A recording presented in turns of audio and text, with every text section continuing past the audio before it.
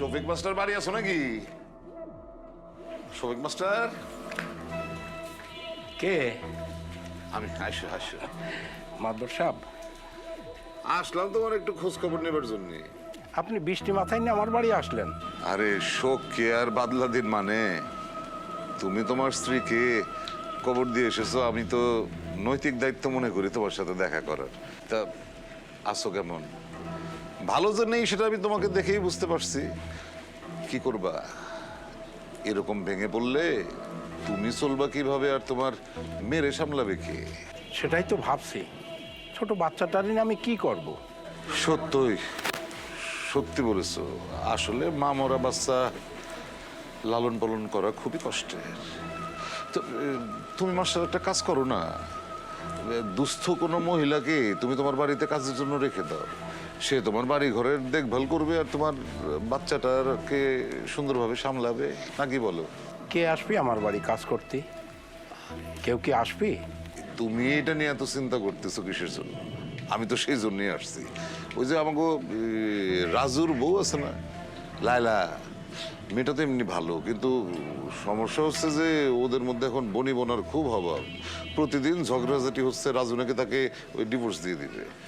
তো এইরকম সংকটে তুমি যদি তোমার বাড়িতে ওরে আশ্রয় দাও, ও তোমার বাড়ি দেখাশোনা করলো, কাজকর্ম করলো, বাচ্চার দেখাশোনা করলো, এতে করে ওরও একটা গতি হয়, তোমারও একটা গতি হয়। সে কি আমার বাড়িতে কাজ করতে রাজি হবে? তুমি সম্মানী মানুষ, তোমাকে সবাই চেনে না, আর তুমি তো খারাপ কোনো কিছু করবা না। দেখেন যেটা ভালো হয়। ঠিক আছে, তাহলে আমি লায়লাকে তোমার বাড়িতে পাঠানোর ব্যবস্থা করছি। তুমি খালি ওকে একটু মাস শেষে সময় মতো টাকাটা দিয়ে দিও।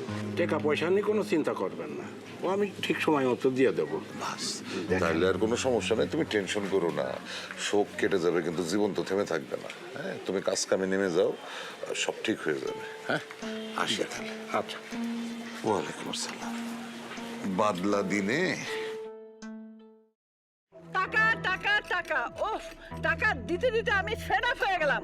মনে হচ্ছে লাভের গুড় পিঁপড়াই খাবে। না ধরো টাকা। কি বলেন আপা, আমি থাকতে পিঁপড়ের এত বড় সাহস যে আপনার লাভের গুড় পিঁপড়ে খাবে? কোনোদিনই পারবে না। লেকচার শুনেছি অনেক বড় বড়, এসব লেকচার বাদ দিয়ে এই যে টাকা দিলাম, এই টাকাই শেষ। এটা থেকে যে লাভটা হবে আমাকে সময় মতো দিয়ে দিবে। আরে আপা, আপনার টাকা দেন বলে তো আমি ব্যবসা করে আমি বেঁচে আছি, বুঝতে পেরেছেন?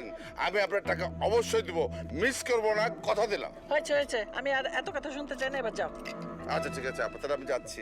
এই শোনো, আবার কি? বারে বারে আমার বাড়িতে আসবে না, যাও।